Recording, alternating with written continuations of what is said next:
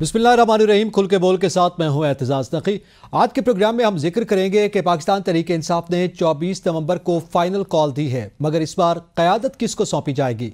इसके साथ साथ हम बात करेंगे कि तहरीक इंसाफ लॉन्ग मार्च पर जो हुकूमती बयानात भी सामने आ रहे हैं और ख़ुद पाकिस्तान तहरीक इंसाफ की इंटरनल क़यादत के दरमियान जो है वो क्या गुफ्तगू जारी है। बिलखुसूस शेर अफजल बरवत ने भी गुफ्तगू की, अलीमा खान ने भी गुफ्तगू की। और फिर हम बात करेंगे कि बिलावल भुट्टो जरदारी अपने इत्तेहादियाँ इस वक्त हुकूमत के, मगर वो वफाकी हुकूमत पर वादा वफा न करने का इल्ज़ाम आयद कर रहे हैं। एक मरतबा फिर उनकी जानिब से ये नाराज़गी का इजहार किया जा रहा है। और फिर साबिक वज़ीर आज़म इमरान खान ने तहरीक इंसाफ की मुखालफत के हवाले से आईनी दरख्वास्त भी दायर कर दी है, इसका भी जिक्र करेंगे। और तोशाखाना केसेस के हवाले से भी क्या अपडेट्स हैं, इस पर बात करेंगे। हमारे साथ पैनलिस्ट में मौजूद हैं इफ्तिखार शिराजी, साकिब बशीर, खालिद जमील और सलमान अनीस। मैं तमाम पैनलिस्ट को वेलकम करूँगा।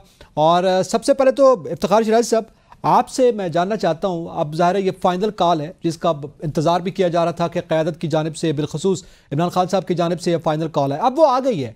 अब आप क्या देख रहे हैं? अभी तक ज़ाहिर है हतमी तौर पर कोई नाम सामने नहीं आए, लेकिन ये क़यादत किसको सौंपी जाएगी इस लॉन्ग मार्च की?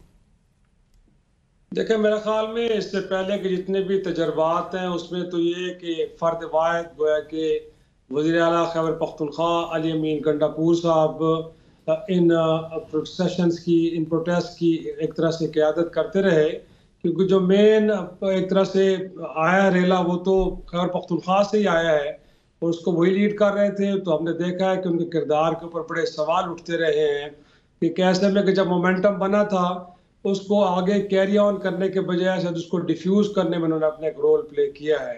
तो मेरे ख्याल में अगर ये फाइनल कॉल है, अगर जिस सियासत में कोई भी कॉल फाइनल नहीं होती, गोया कि आपको एक कंटिन्यूड स्ट्रगल करनी होती है अपने गोल को अचीव करने के लिए, लेकिन अगर 24 को ये फाइनल कॉल है तो मैं समझता हूँ कि फिर इसकी क़यादत किसी फ़र्द वाहिद के पास नहीं होगी, बल्कि जो बाकी लोग भी मौजूद हैं उन सब से कहा जाएगा कि वो भी आगे बढ़े और अपना किरदार अदा करें।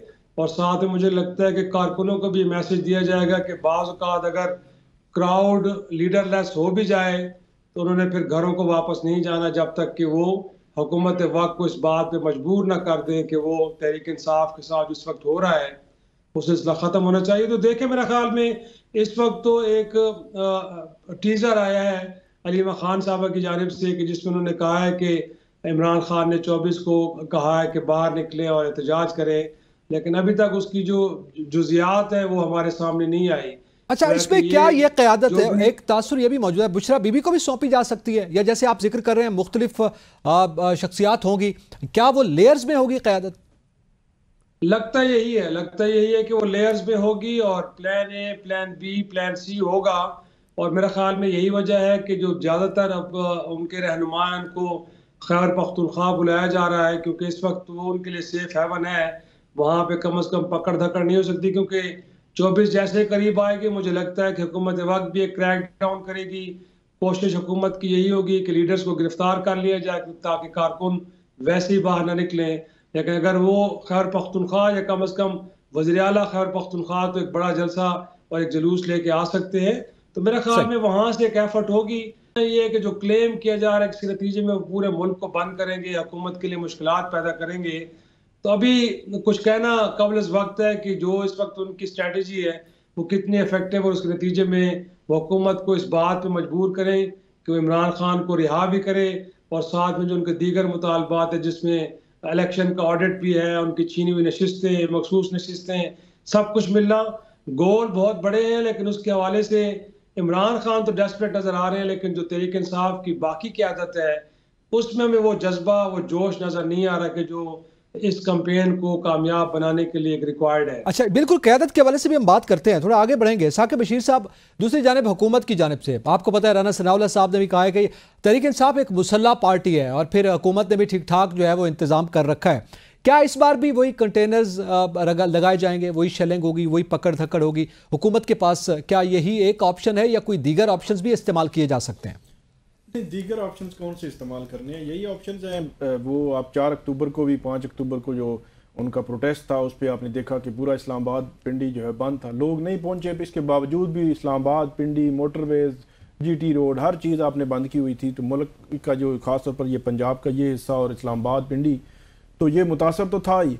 तो जहाँ तक बात है कि सर दीगर ऑप्शन में वो अडियाला जेल का खुल जाना, आजम सवादी साहब का पहुंच जाना, नहीं दीगर ऑप्शन जो है वो मेरा ख्याल है अब जो है वो गवर्नमेंट थोड़ी सी इत्मीनान इस लिहाज से है कि अब उनके पास कोई और मतलब उस वक्त SCO भी थी, उस वक्त अभी जो 26वीं आईनी तरमीम भी होनी थी, उस वक्त लेजिस्लेशन भी होनी थी, उस वक्त उन्होंने अदलिया पर अभी कंट्रोल हासिल करना था, ये सारे काम वो कर चुके हैं। इस वक्त हुकूमत अमली तौर पर उसका अदलिया पर कंट्रोल है।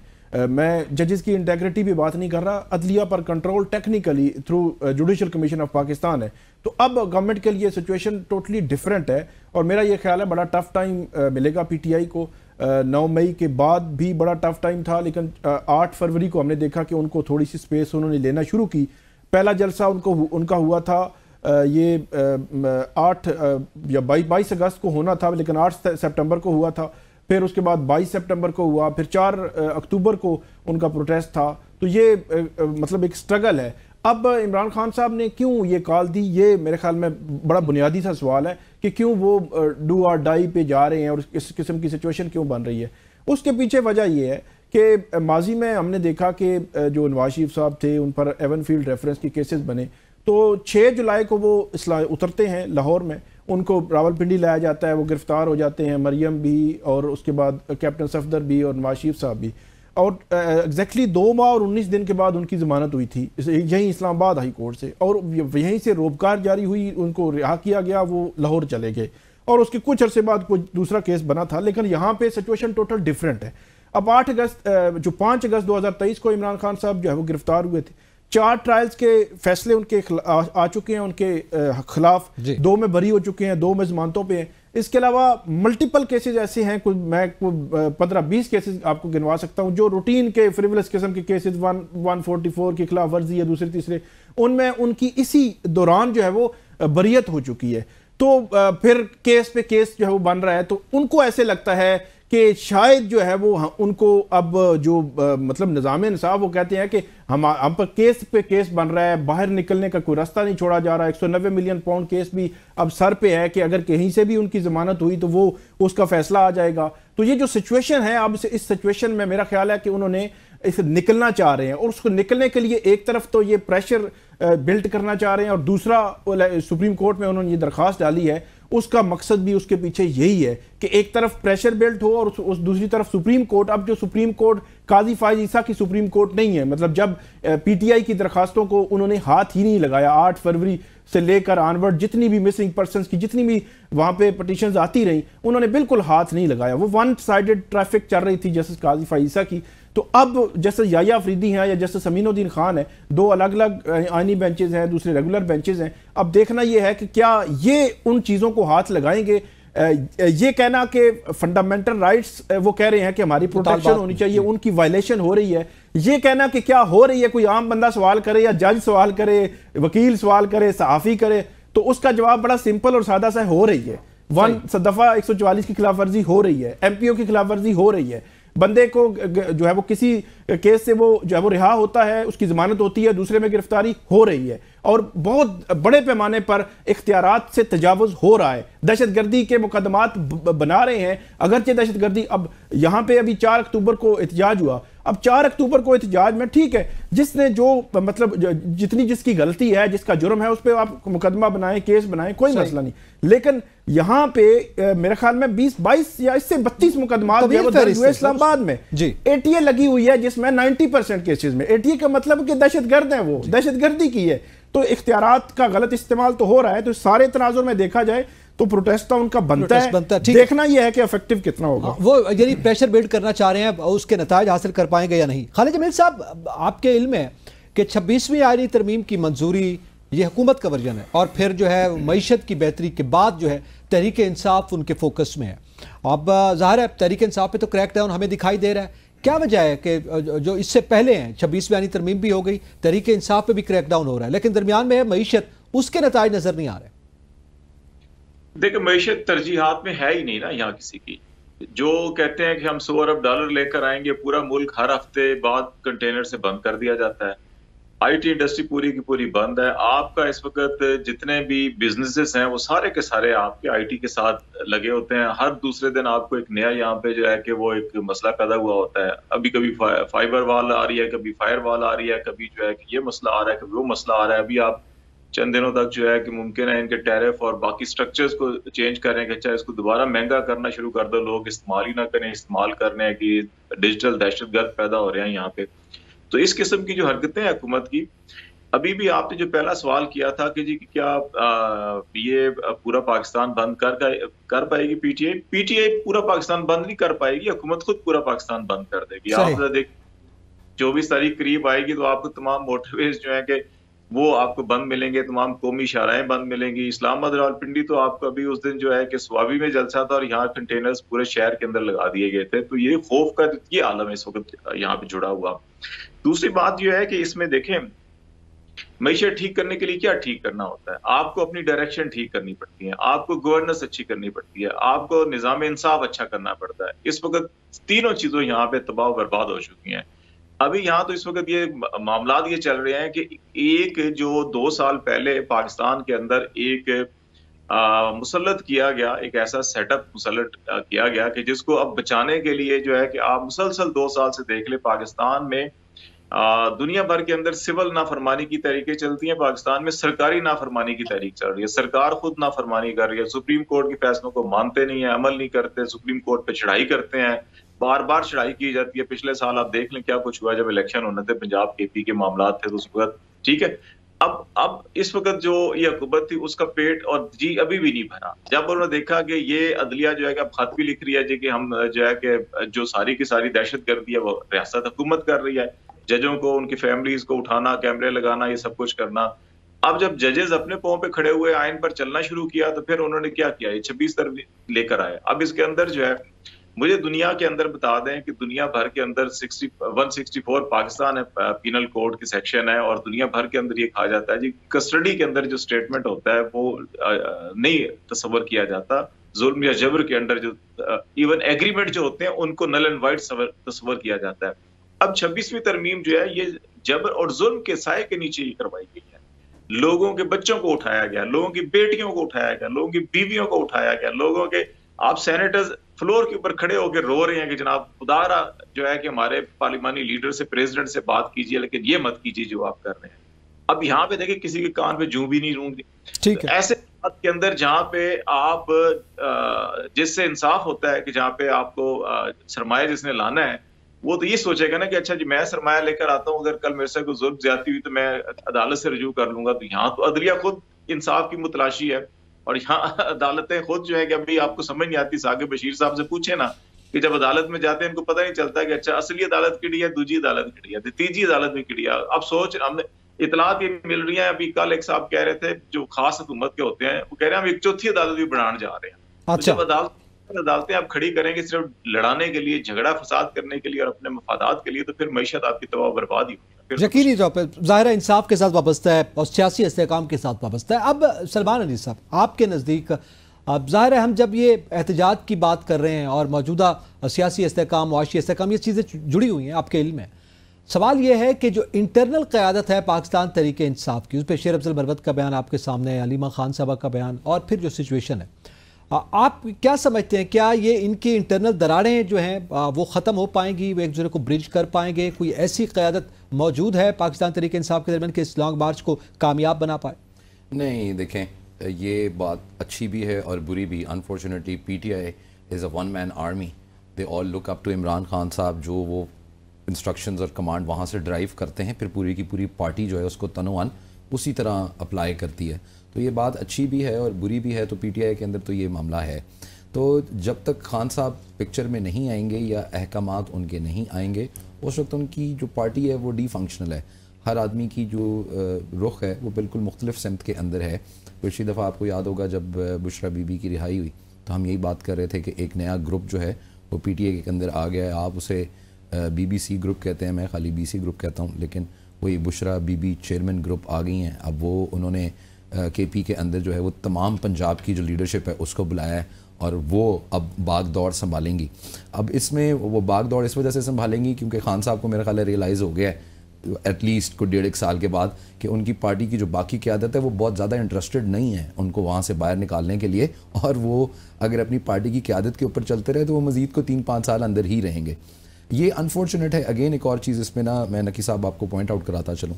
देखें, अब हम बुरा तो कहते हैं डायनेस्टी पॉलिटिक्स को, और उसकी बहुत सारी वजूहात हैं कि ये जो पॉलिटिकल पार्टीज़ हैं ये ग्राउंड और ग्रास रूट लेवल के जो पॉलिटिशियंस हैं उनको पनपने नहीं देती हैं और ऊपर नहीं आने देती हैं, तो वैक्यूम रहता है और पावर सेंट्रिक रहते हैं जो लीडरान हैं वो सारे के सारे। अब आपको अगर याद हो, जब मुशर्रफ साहब की गवर्नमेंट आई थी तो नून लीग पूरी की पूरी जो है वो बिखर गई थी, और इवेंचुअली कंसूम नवाज शरीफ जो थी उन्होंने वो पूरा का पूरा जो डील थी वो ब्रेक की थी ऑन बिहाफ ऑफ मियां मोहम्मद नवाज शरीफ साहब, और फिर वो पूरी की पूरी अपनी फैमिली को और अपने अहलो याल को लेके मियां साहब के साथ यहाँ से सऊदी अरब चले गए थे। इसी तरह पीपल्स पार्टी के अंदर भी जब भुट्टो साहब शहीद हुए उसके बाद जो सारा वैक्यूम था वो बीबी शहीद ने जो है वो संभाला, और वो यही डायनेस्टी पॉलिटिक्स के मामलात रहते हैं। अब पीटीआई के अंदर अगर अब आप देखें तो अब जो 2-3 एक्चुअल मुखलिस पार्टियां हैं खान साहब के साथ, 2 उनकी बहनें और एक जो उनकी अहलियां हैं, they are the immediate family and only they can take up this case on a serious level. बाकी तो सियासतदान तो सियासत करेंगे ना।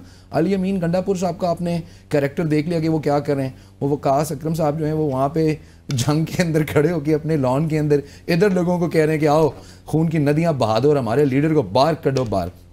तो अब जो उनकी फैमिली जो है वो एक्टिवेट हुई है, और मुझे थोड़ा सा इस वजह से जो है ना वो लगता है कि शायद वो ये जो फाइनल कॉल कह रहे हैं वो इस वजह से कह रहे हैं कि उनकी बाकी जो सारी क़यादत है वो तो ठुस हो चुकी हुई है, तो अब वो जो फाइनल कॉल है वो कर दे बंदे ही कुछ कर लें तो कर लें। ठीक है, उनकी जानिब से तवक्को की जा सकती है। आखिरी चीज़ इसमें से ऐड कर लें, और वो ये है कि देखें एक और चीज़ मेरे ख्याल है नुसरत जावेद साहब ने किसी जगह के ऊपर जो है वो तस्करा इसका किया कि 24 से पहले जनरल फैज़ हमीद के हवाले से भी कुछ फैसले मुतवक्के हैं।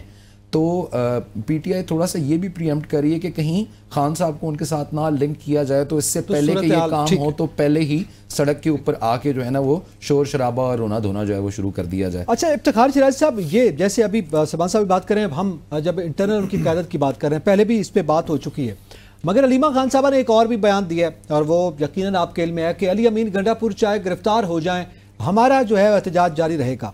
अच्छा, इसके अलावा वकला के हवाले से और जो क़यादत है उनके हवाले से जो है वो अलीमा खान साहबा के बयानात भी आपके सामने हैं। तो क्या ये जो तवक्को की जा रही है कि बुशरा बीबी या अलीमा खान ये जो है वो बतौर कायद इसको आगे लेके चलेंगी और लॉन्ग मार्च जो है कामयाब हो सकता है? फिर इसमें एक फैक्टर खुद फाइनल कॉल जो है वो क़यादत की है और कहा जा रहा है 1 मैन आर्मी अगर है तो इमरान खान साहब की जानिब से ही कॉल दी गई है। कारकुन का क्या रिस्पॉन्स देख रहे हैं? देखिए, मेरा ख्याल में कारकुन तो जो पिछले 2-3 एफर्ट्स हुए हैं उसमें तो काफ़ी उन्होंने अच्छा टफ टाइम दिया हुकूमत वक्त को, और एक मरहला तो ऐसा आया था कि कहा यह जाता है कि अली अमीन गंडापुर साहब को कारकुनों की मिन्नत तरले करने पड़े कि उनको वापस को लेके गए, वरना वो इतने चार्ज थे कि वो समझते थे कि उनको बडियाला की तरफ बढ़ना चाहिए और खान साहब को रिहा करवाना चाहिए। तो मेरा ख्याल में कारकुनों ने तो अपना जज्बा दिखाया, और आपको मालूम है कि रावलपिंडी में भी गोया कि आंसू गैस के शेल ख़त्म हो गए थे, पुलिस थक हार के बैठ गई थी, और बाद में गोया कि इंतज़ामिया को शहर में ब्लैकआउट करना पड़ा, पूरे शहर की बत्तियां गुल करके तो लोगों को मजबूर किया कि आप कारकुन घरों को वापस चले जाएं। तो ये सूरत हाल थी। तो मैं समझता हूँ कि कारकुनों के एंड पे तो कोई वो नहीं है, लेकिन आपको मालूम है कि दुनिया भर में गोया कि जब क़यादत लीड करती है तो कारकुन तब आगे बढ़ते हैं, वरना मौत आप खुद तो कुछ नहीं कर सकता। तो ये वजह है कि अली अमीन गंडापुर साहब के किरदार के ऊपर भी सवाल उठ रहे हैं कि पहले उन्होंने याद होगा कि 22 अगस्त को जब उस वक्त मजहबी जमातें भी काजी फैसल साहब के खिलाफ सफा रहा थी और तहरीक इंसाफ भी बाहर निकली, तो उस एफर्ट को डिफ्यूज़ करने में अली अमीन गंडापुर साहब ने एक सहूलतकार का किरदार अदा किया। वो कौन सा मैसेज था कि जो इमरान खान तक पहुंचा, और उसके बाद उन्होंने कारकुनों को घर जाने का कहा। उसके बाद जब 8 सितंबर का जलसे का जिसका वादा किया गया था कि उसके लिए माहौल फराहम किया जाएगा, लेकिन शहर में कहाँ कंटेनर नहीं लगे, और उसके बाद फिर जब पेशावर से आने की कोशिश की तो फिर खंदकें खोद दी गई, मोटरवे से लेके जीटी रोड, हर चीज़ जो खालिद जमील बात कर रहे थे। तो मैं समझता हूँ कि कारकुन अब थोड़े से मायूस भी हैं और थक भी चुके हैं। और ये जो डायनेस्टी पॉलिटिक्स की बात हो रही, बिल्कुल इसमें कोई शक नहीं है कि ख़ानदान के लोग आके रेस्क्यू करते हैं, लेकिन मैं नहीं समझता कि अलीमा खान साहबा या बुशरा बीवी लीड करेंगी तो कोई वो रिजल्ट लेके आएंगी। मेरे ख्याल में उनके साथ भी अगर तहरीक इंसाफ के बाकी लोग ना खड़े हुए तो अकेले वो क्या कर लेंगी। आपने देखा इससे पहले वो इस्लामाबाद में आई थी, दोनों बहनें गिरफ्तार होकर चली गई, उसके बाद फिर उनको काफ़ी दिनों बाद रिहा किया गया। तो ऐन मुमकिन है कि इनके साथ भी कुछ ऐसा हो। तो मेरा ख्याल है कि थोड़ा सा तहरीक इंसाफ को, और जो सलमान भी बात कर रहे थे कि प्रॉब्लम यह है कि जब खुद इमरान खान साहब बाहर थे, आपको याद है कि 2022 से जब उनकी हुकूमत गई, 2 सूबाई हुकूमत उन्होंने खुद गोया कि उनको डिसॉल्व किया, और इस दौरान गोया कि 2014 में सिविल नाफरमानी की बात की, उस पर अमल दरामद ना हो सका। उसके बाद उन्होंने लॉन्ग मार्चेस किए पेशावर से, वो सक्सेसफुल इस्लामाबाद तक नहीं पहुंच पाए। उसके बाद उन्होंने जेल भरो तहरीक शुरू करने का ऐलान किया, लेकिन कोई भी उनका रहनुमा बाहर नहीं आया। तो मेरे ख्याल में उनके जेल से बाहर होते हुए उनकी एफर्ट्स इतनी कामयाब नहीं रही। तो अब वो खुद जेल में है, उनकी बाकी लीडरशिप इतनी कोई हमें चार्ज नजर नहीं आ रही। तो मुझे लग नहीं रहा कि उनको ज्यादा रिजल्ट दे पाएगा। ठीक है, अच्छा, अब जाहिर है इसी हवाले से हम बात करें। इसके साथ साथ फिर हमारी जो हुकूमती जमातें, उनके इत्तेहादियाँ, उनके दरमियान भी कुछ दरारें या शिकवे शिकायत सामने आ रहे हैं। इस पर बात करेंगे, ब्रेक के बाद साथ रहिएगा। Welcome back. थोड़ा आगे बढ़ते हैं और मैं साकिब बशीर साहब आपसे जानना चाहता हूँ, आपके इल्म में है कि बिलावल भुट्टो जरदारी साहब ने जो शिकायत की है और वो कह रहे हैं कि जी हमसे जो वादे किए गए थे 26वीं आईनी तरमीम से पहले वो अब पूरे नहीं किए जा रहे। आपको पता है ये शिकवा एक मरतबा पहले भी वो कर चुके हैं और फिर वो शिकवा कुना है। क्या समझते हैं वो कौन से वादे थे जो मुस्लिम लीग नून की या वफाक की हुकूमत ने उनसे किए थे और वो पूरे नहीं हो पा रहे और बार बार वो शिकायत करते दिखाई देते हैं? कोई शिकायत और कोई शिकवा मेरी नज़र में तो नहीं है। उसकी वजह यह है कि बिलावल भुट्टो जरदारी साहब कम से कम उन पर ये छाप लग रही है कि आप मुस्लिम लीग नून का जो बयानिया है, नैरेटिव है, जो वो चाहते हैं, जो वो अदलिया पर कंट्रोल चाहते हैं, सारा कुछ वही लेकर चल रहे हैं। मतलब अलग थलग इनकी पहचान ही ख़त्म हो रही है। तो वो उसको बरकरार रखने के लिए इस किस्म के बयानात अभी दिए हैं, आगे भी चल कर देंगे, वक्तन फ़क्तन देते रहेंगे। वक्तन फ़क्तन आपको टॉक शोज़ में उनके जो पीटीआई की लीडरशिप है, सॉरी पीपल्स पार्टी की लीडरशिप है, वो ऐसे बात करती नज़र आएगी जैसे वो अपोजिशन में हैं, वो आम आवाम की बात कर रहे हैं। वो पंजाब में बिल जो है वो किसानों के ख़िलाफ़ पेश होगा तो उसकी मुखालफत करेंगे, या जो है वो वहाँ से वॉकआउट करके चले जाएंगे कि हमारे साथ मुशावरत नहीं की गई। तो जो पीपल्स पार्टी है वो बुनियादी तौर पर अपनी जो अलग पहचान है उसको भी बरकरार रखने के लिए ये कर रही है। ये छोटे मोटे मामलात जो है, बाकी बड़े आप देखें कि 26वीं आईनी तरमीम में बिलावल भुट्टो जरदारी साहब पेश रहे।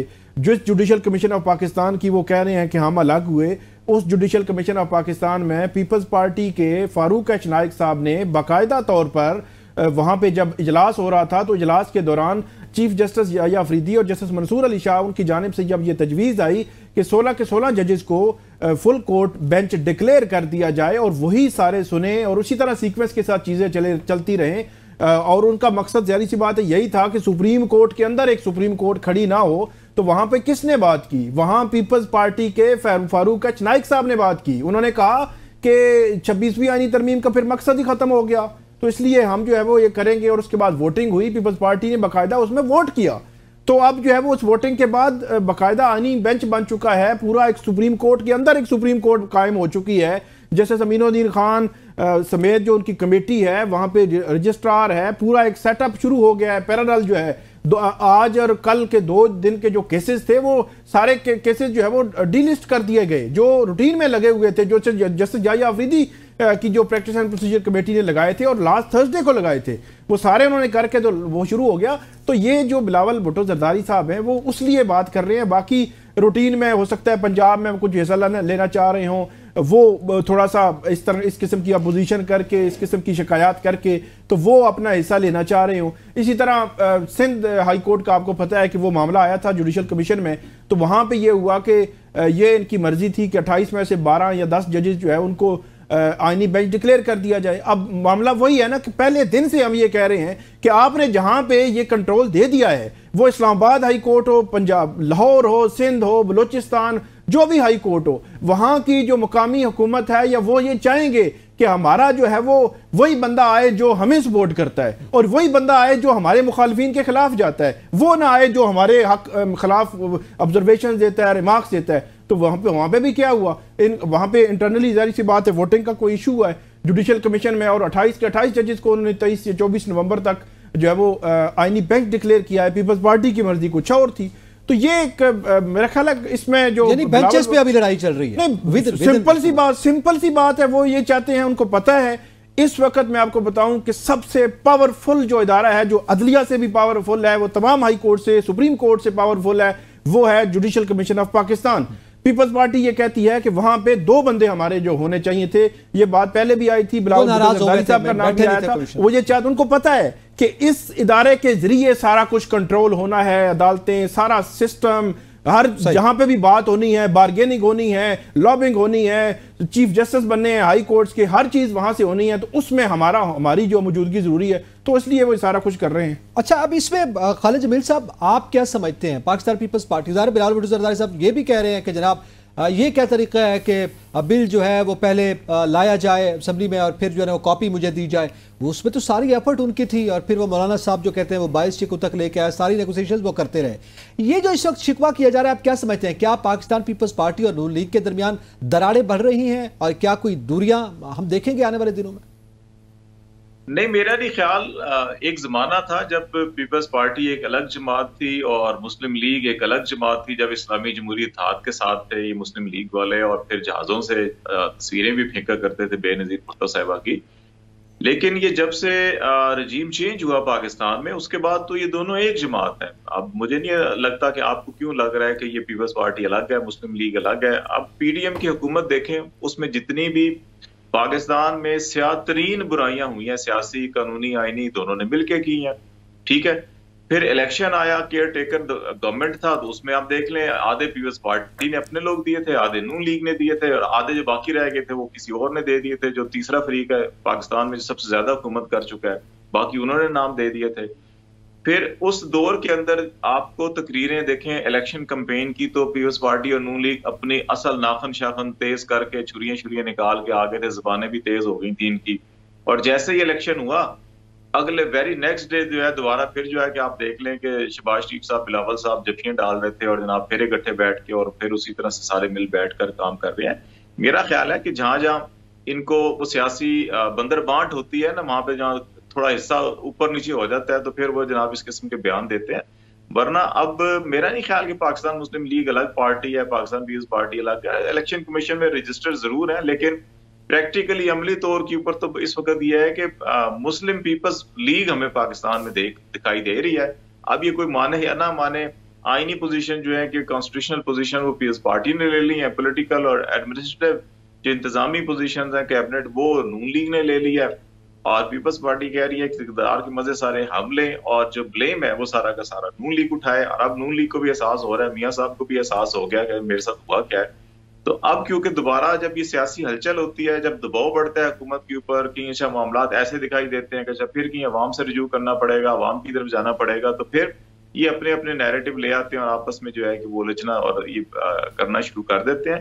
तो मेरा ख्याल है कि ये सियासी जमातों को इतिहास जरूर करना चाहिए, लेकिन ये जो आईनी तरमीम जिस तरह से हुई, और बिलावल साहब ने मुझे तो उस वक्त वो जुल्फकार अली भुट्टो साहब के वो जुमले याद आते हैं सकूत ढाका से पहले, जब हमने उस वक्त भी डाका मारा था इलेक्शन के ऊपर, और शेख मुजीब की हुकूमत बनती थी, नहीं बनने दी हमने, यहिया साहब और भुट्टो साहब ने मिलकर। और जब उन्होंने कहा था कि हम ढाका में असेंबली का इजलास बुला लेते हैं, अगर आप इधर नहीं बुलाते, तो फिर कहा, किसने कहा था ये कि जो उधर जाएगा उसकी टांगे तोड़ देंगे। तो ठीक है, अभी आपने आईनी तरमीम करानी है, तो आप कहते हैं कि जनाब अगर आप हमें वोट नहीं देंगे तो फिर हम जो है ब्रूट जो है कि उस तरीके से जो है कि हम, तो ये मेरा ख्याल है कि हिस्ट्री भरी हुई है हमारी इनके किरदारों से। और अब ये है कि ये लोग सारे के सारे जो है कि एक बास्केट में, पहले ये 3 फरीक थे, बास्केट एक थी, तो बारी बारी जो है कि उसमें से, उस बास्केट में से अपना अपना हिस्सा केक खाते थे। चौथा फरीक जब से आया है तो ये तीनों फरीक जो है कि उस बास्केट में इकट्ठे हो चुके हैं, और अब जो है कि तमाम तर अपनी इख्तिलाफात, ठीक है, एक ही बास्केट है, ठीक है, एक बास्केट में रहेंगे। अच्छा, अब सलमान साहब आप क्या समझते हैं, क्या पाकिस्तान पीपल्स पार्टी, जाहिर है ये जो बयानात सामने आ रहे हैं उसमें तो यही लग रहा है ना कि वो अपनी एक अलग शनाख्त भी बरकरार रखना चाहते हैं। क्या आप कोई ऐसी सूरत हाल देख रहे हैं कि इस इत्तेहाद से अलग हो जाए पाकिस्तान पीपल्स पार्टी? वैसे सिंध में तो उनकी हुकूमत है। नेवर, अच्छा, इत्तेहाद से तो निकलने का सवाल ही नहीं पैदा होता। देखें, वो अहमद फराज कहा करते थे ना कि रफ़ाकतों में भी पशेमानियाँ तो होती हैं, कि दोस्तों में भी नादानियाँ तो होती हैं।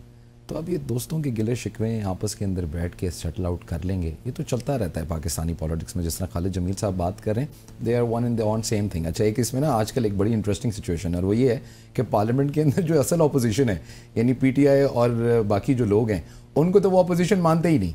तो वो जो अपोजिशन का रोल है वो पीपल्स पार्टी अदा कर रही है with in the government, opposition का रोल प्ले कर रही है, वो आपस में ही खेल रहे हैं ना। वो आप नहीं, ये तो शिकवे शिकायत है ना, जैसे आपने कहा, देखें, वो तो अब वो मीठे मीठे शिकवे हैं। अपोजिशन तो है ही कोई नहीं ना, उन्होंने तो खामोश ही कराता है, वो बेचारे कभी खुद निकालते हैं आवाज़ तो फिर वो खामोश हो जाती है।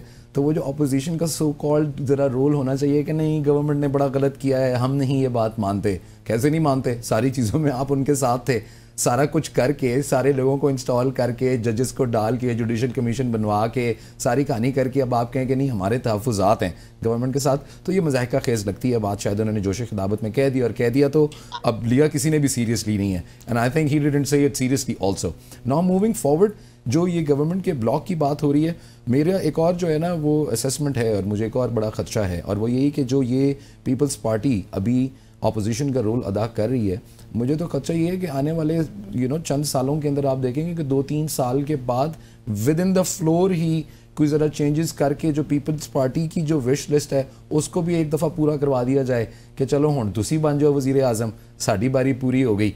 जो पहले अगर आपको याद हो कि इलेक्शन के वक्त जो है, इलेक्शन के बाद जब ये नताइज सामने आना शुरू हुए और ये फॉर्म 45 और 47 का चर्चा जब सारा हुआ, तो एक ये भी बड़ी बात आती थी कि जी इन्होंने आपस में वंडर बांट की थी, ये 2.5 साल एक बारी लाएगा, 2.5 साल 2 बारी बात, तो वो फार्मूला हो सकता है। मुझे लगता है, देखिए आपके सामने सारी की सारी चीजें चल रही हैं, इसलिए बार बार नाराज हो जाते हैं, कभी खुद ही रूठ जाते हैं, खुद ही रूस जाते हैं, वो मना लेंदे ने, उसके बाद मान भी जाते हैं, फिर वज़ारत उज़्मा की कास्ट पे मान जाएंगे, सब कुछ मान जाएगा। और अच्छा। आप इस पूरी इक्वेशन के अंदर जो हम हमेशा चीजें जो है ना वो मिस कर जाते हैं, वो ये है कि Peoples Party at the end of the day are the ones pulling the strings even for Noon league.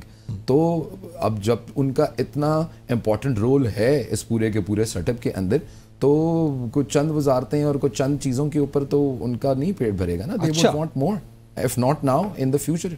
चलें जी, जो है वो वालिद बुजुर्गवार सदर और बेटा वज़ीर आज़म हो, तो ये भी पाकिस्तान के सियासी मंजरनामे में एक अच्छी तस्वीर देखने में मिलेगी। चलें मैं इफ्तिखार सिराजी साहब, एक तो जैसे सलमान साहब ने बात की, आपको इस सारी सूरत हाल में क्या दिखाई दे रहा है? दूसरा, सिर्फ ये बात नहीं कि वो कॉपी की शिकायत कर रहे हैं, आपको पता है वो बिलावल भुट्टो साहब तो ये कह रहे हैं कि जनाब इंटरनेट की स्पीड का इनको पता नहीं, ये इंटरनेट पे वो बात करते हैं जो जिनको खुद इंटरनेट चलाना नहीं आता, ना उनको VPN के बारे में पता है, ना इंटरनेट स्पीड का पता है। तो इस किस्म की शिकायतें जो अवामी सतह पर हमें देखने में मिलती हैं, जो आप और हम यहाँ तजिया करते हुए भी मुख्तलिफ हमारे सीनियर जर्नलिस्ट भी करते हुए दिखाई देते हैं, वही बात वो कर रहे हैं। तो क्या यह वही पॉलिसी है पीपल्स पार्टी की कि सारा मलबा जो है वो नून लीग के कांधे पे डाल दिया जाए और खुद जो है बस आईनी जो सीटें हैं उनको एंजॉय किया जाए? एक तो मैं आपको ये बताऊं कि जो इस वक्त सेटअप चल रहा है, ये एक बाकायदा रिटर्न एग्रीमेंट हुआ है पीपल्स पार्टी और नून लीग के दरमियान। तो ये मैं कहता ना कि फ्रॉम द हार्सेस माउथ आपको बता रहा हूँ कि जो कुछ इस वक्त अरेंजमेंट चल रही हैं, ये बाकायदा तौर पे तहरीरी शक्ल में मौजूद है, और इसके कुछ गारंटर्स भी हैं जिनका ताल्लुक बहरहाल इस्लामाबाद से नहीं है, रावलपिंडी या कहीं और से है, लेकिन इस्लामाबाद के गारंटर नहीं है। तो ये सब कुछ ऐसे नहीं है कि शायद एक रात बैठे हैं और फिर ख्याल आया क्योंकि पीपल्स पार्टी और नून लीग को मिलकर हुकूमत बनाना चाहिए, ऐसा हरगिज़ नहीं है। तो ये सब कुछ, और उसमें कुछ वादे भी किए गए थे, अगरचे बकौल आसिफ जरदारी साहब ये जो वादे होते हैं कुरान और हदीस थोड़ी है। और आपको याद है कि जब 2008 में हुकूमत बनाई थी दोनों जमातों ने, और नून लीग से ये वादा किया गया था कि इफ्तिखार चौधरी साहब को बहाल किया जाएगा, बाद नहीं तो उसके बाद फिर उनको लॉन्ग मार्च करना पड़ा। तो इस एग्रीमेंट के अंदर भी कुछ ऐसे वादे हैं जिसमें एक तो ये वादा था कि उनको पंजाब के अंदर स्पेस दी जाएगी पीपल्स पार्टी को, जो आज तक नहीं मिल पाई। फिर ये था कि बजट से लेकर जो बाकी बड़े बड़े फैसले किए जाएंगे उसमें बाकायदा तौर पे मशावरत होगी और पीपल्स पार्टी का इनपुट होगा। लेकिन जो पिछला बजट गुजरा है, डार साहब और उनकी टीम, बल्कि जो वजीर खजाना साहब हैं, जिन सब का मिल के इनपुट था, किसी एक ने मुड़ के पीपल्स पार्टी से पूछा नहीं कि जी आपकी तजावीज़ क्या है, उसमें वो बड़े डिस्टर्ब हैं। फिर जो कॉन्स्टिट्यूशनल ओहदे थे उनका पीपल्स पार्टी का ख्याल है कि अब भी उन्हें कम मिलने, उनका ख्याल है कि चारों के चारों गवर्नर्स उन्हीं के थे, बट उनको नहीं दिए गए। अब आखिरी जो साकिब ने भी बात की है कि जुडिशल कमीशन की जो फॉर्मेशन थी उसमें बिलावल भुट्टो जरदारी साहब ने खुद कहा कि जी वो इसका हिस्सा बनेंगे। गोया कि 2 नाम आए सामने, एक फारूक अशनायक का सेनेट से, और कौमी असम्बली से उन्होंने कहा है कि वो खुद बनना चाहेंगे। और जब हुकूमत ने कहा कि जी तो दो हुकूमती लोग होंगे, एक आपका एक हमारा, तो बिलावल साहब ने कहा कि जी आप तो पहले ही 4 वहाँ पे अपने मेंबरान लेके बैठे हैं, वो कि वजीर कानून आपका, अटॉर्नी जनरल आपका, बार का नुमाइंदा आपका, साथ में जो एक अक़लियती खातून शामिल की है स्पीकर की स्पेस, तो वो भी आपकी, तो 4 लोग आपके ऑलरेडी हैं।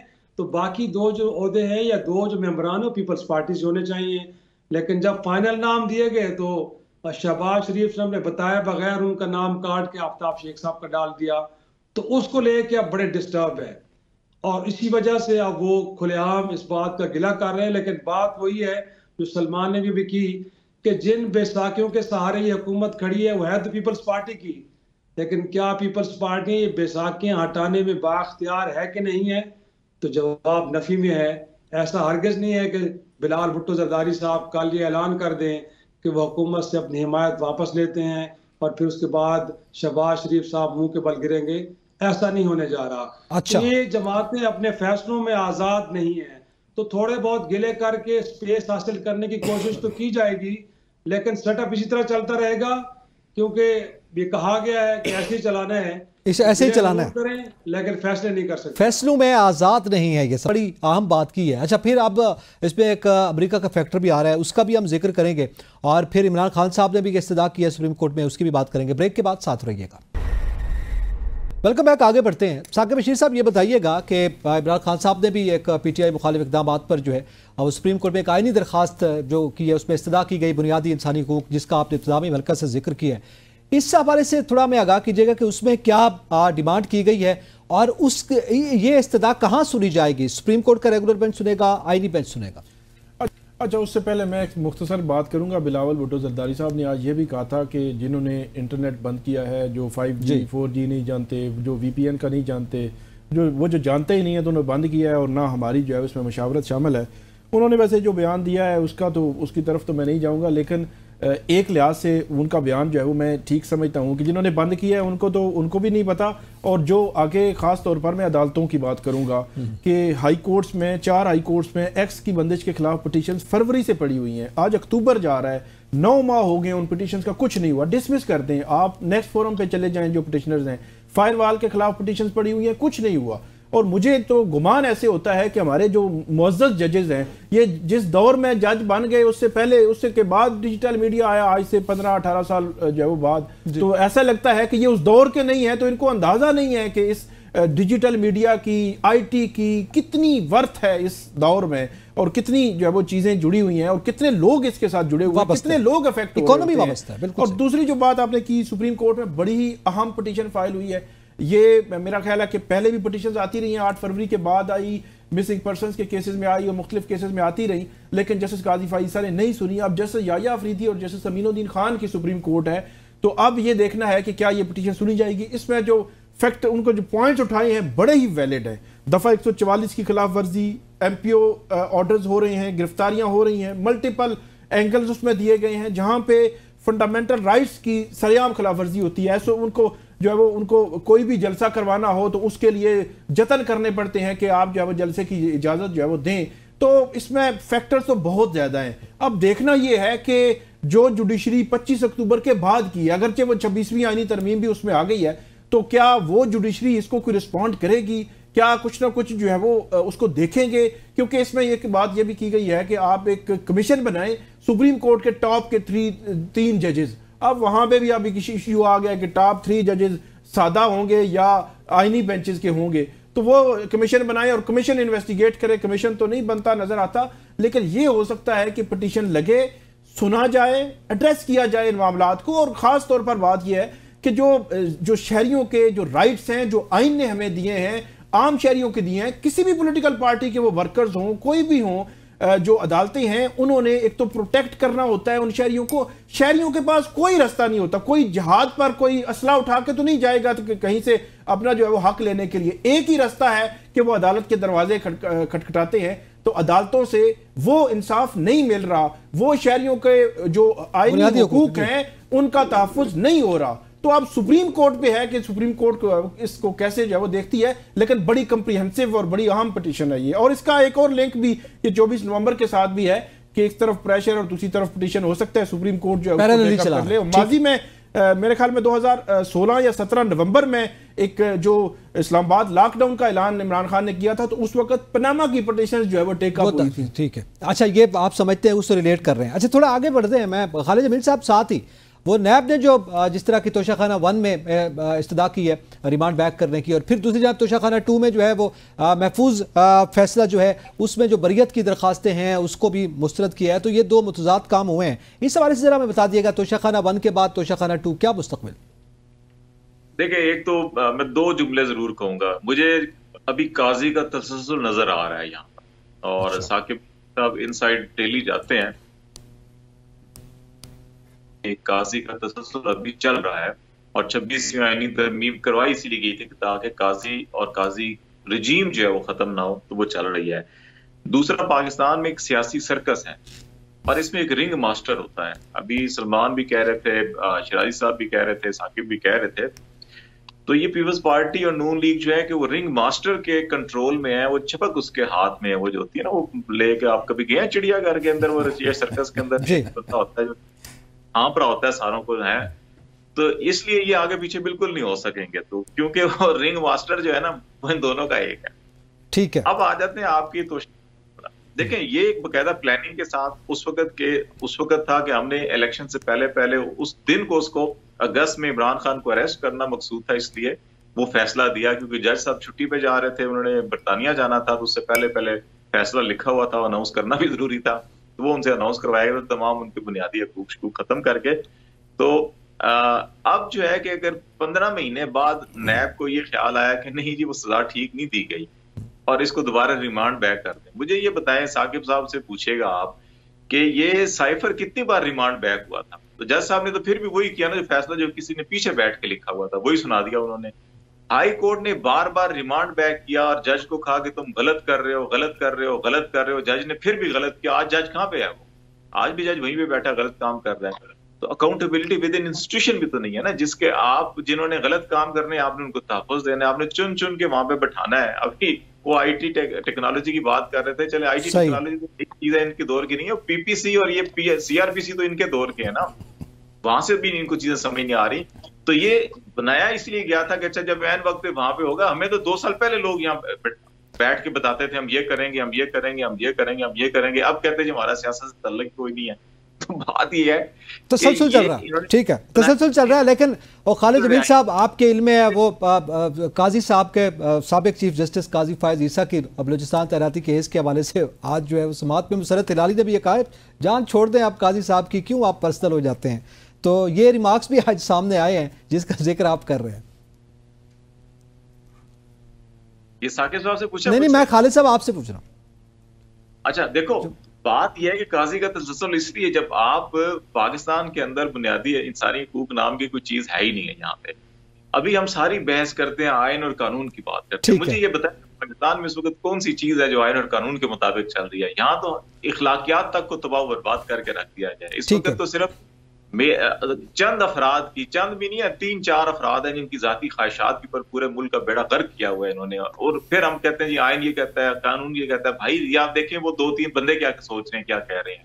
ठीक है, वही आइन है, वही कानून है, आप समझते हैं। अच्छा थोड़ा आगे बढ़ेंगे।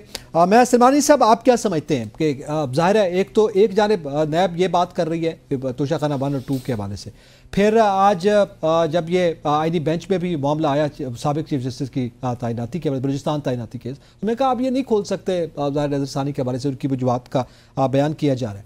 आप क्या समझते हैं हमारा इस वक्त जो अदालती निज़ाम है और इस वक्त जो बेंचेस बन गए हैं, इससे कितने बड़े इंसाफ की तवक्को की जा सकती है? खान साहब भी अब एक इस्तदा लेके आए हैं, उसके एंटरटेनमेंट के हवाले से भी बहुत से सवाल उठ रहे हैं। पहले तो मैंने दोस्तों कि जो पिटीशन है जो आज दाखिल उन्होंने की है, इसका नंबर क्या लगेगा? क्योंकि अब तो प्रैक्टिस एंड प्रोसीजर वाले भी मामला है ना। पहले मैंने दसो कि यदि सुनवाई कौन से साल में होगी, ये कॉन्स्टिट्यूशन बेंच जो है ये इसको इमीडिएटली सुनेगा या ये 2037 का प्रोग्राम है? मुझे तो लगता है कि 2037 को नंबर आना है जिस किस्म के मामलात में first come first serve basis के ऊपर। तो अब तो ये भूल जाए ना, क्यों ऐसी बातें करते हैं, ख़त्म करें ये। चलो आपने तो बात ही खत्म कर दी। माजी का किस्सा है, इसको बिलोने से कुछ नहीं हासिल होना। आपको बहुत दफ़ा समझा चुके हैं, आपको बता चुके हैं कि खान साहब अंदर हैं, उन्हें नहीं बाहर निकालना। अल्लाह अल्लाह खैर सलाह। अब आप एहतजाज करें, अंदर जाएं, पिटीशन दें, पिटीशन बाहर लेके आएँ, कहें ये काजी फायज़ ईसा की एक्सटेंशन है, या काजी फायज़ ईसा साहब एक नया आईनी ओहदा लेके आ जाएं, जो मर्जी आप कर लें। जब तक बेसिक्स नहीं सेट होंगे, और इस्टेब्लिशमेंट ये समझती है कि जब तक उनके साथ बैठ के मामलात माफ़ी से नहीं शुरू किए जाएंगे, उस वक्त तक कोई रिलीफ, किसी किस्म का कोई मामला कहीं नहीं जाएगा। ठीक है, माफ़ी सबको समझना चाहिए। ठीक है, मैं इफ्तिखार सिराज साहब आपसे ही जानना चाहूँगा, आईनी बेंच पे दूसरा केस भी आपके इल्म में है कि पीडीएम की कानून साजी का कदम करा दिया, उसमें उल्टा एडिशनल अटॉर्नी जनरल की जो है वो दरख्वास्त पर जुर्माना कर दिया गया, दरख्वास्त गुजार पर। तो ज़ाहिर है ये एक सूरत हाल जो हमें सामने आ रही है, तो इसमें तो सीधा साधा एक बायसनेस दिखाई दे रही है। आप समझते हैं ये सूरत हाल? और फिर जो कॉज लिस्ट जारी की गई, जिस तरह से मुकदमात लगाए गए, उस हवाले से भी ज़रा कमेंट कर दीजिएगा, क्या तवक्को कर सकते हैं? भाई दुनिया में जिस अदलिया का नंबर 145वां हो, जिसने नजरिया जरूरत को ईजाद किया हो, जिसने जुल्फकार अली भुट्टो का जुडिशल मर्डर किया हो, जिसने जनरल मुशर्रफ को आईन में अपनी मर्जी की तरामीम करने का इख्तियार दिया हो, अब आप उस अदलिया से कहते हैं कि वो इंसाफ और कानून के साथ खड़ी हो जाए और वो लोगों को फौरी इंसाफ फराहम करे। तो मैं समझता हूँ कि ये तो एक ऐसा सवाल है कि इसका जवाब आपको भी मालूम है, लेकिन क्योंकि आपके प्रोग्राम में अभी मामला उठाया गया, तो जाहिर सी बात है आप चाह रहे हैं कि बाकी लोग भी इस पर अपनी राय का इजहार करें। वरना मेरे ख्याल में जो सलमान ने भी बात की है कि देखें, जो आईनी बेंच के सामने पहला केस उठाया गया है वो 31 साल पुराना, उसके बाद 22 साल पुराना। तो गोया कि जितने फ्रैक्चर्स केसेस थे, अगर इनके फैसले आ भी जाते हैं और इसके नतीजे में जो डैमेजेस हो चुके हैं, जो एक्ट हो चुके हैं, वो इरिवर्सिबल है। काजी फैसल साहब इस मुल्क के चीफ जस्टिस बन के मुद्दत गुजार के जा चुके हैं। अब उनकी जो तैनाती है बतौर chief justice Balochistan high court कलअदम करार देते हैं, तो इससे क्या फर्क पड़ता है? इसी तरह बाकी जितने भी केसेस हैं उनमें अगर आप फैसले दे भी देंगे तो उससे कोई इम्पैक्ट आने वाला नहीं। सदर आरिफ अलवी की जी बिल्कुल ऐसे। तो इसीलिए ये सारे एक स्कीम के थ्रू हो रहा है, और बात वही है कि आप किसी की हकमियत को तस्लीम कर लें और आप या तो जुल्फकार अली भुट्टो की तरह फांसी के फंदे पे झूल जाएं, या फिर नवाज शरीफ की तरह आप एक रात के अंधेरे में एग्रीमेंट करके गर्दन झुकाए चले जाएं, तो फिर तो ठीक है। वरना फिर जाहिर सी बात है वही कुछ होगा जो इससे पहले होता आपको भुगतना हो। जी बिल्कुल यही है। तो आप ना ये तसव्वुर करें कि जो इस वक्त केसेस लग रहे हैं, जो फैसले आ रहे हैं, इस पे आपको ताज्जुब का इजहार नहीं करना चाहिए। ठीक है, ये कोई ताज्जुब की बात नहीं है, हमारी एक तारीख है। इसी के साथ ही तमाम पैनलिस्ट का मैं शुक्रिया अदा करता हूँ, इजाजत दीजिएगा।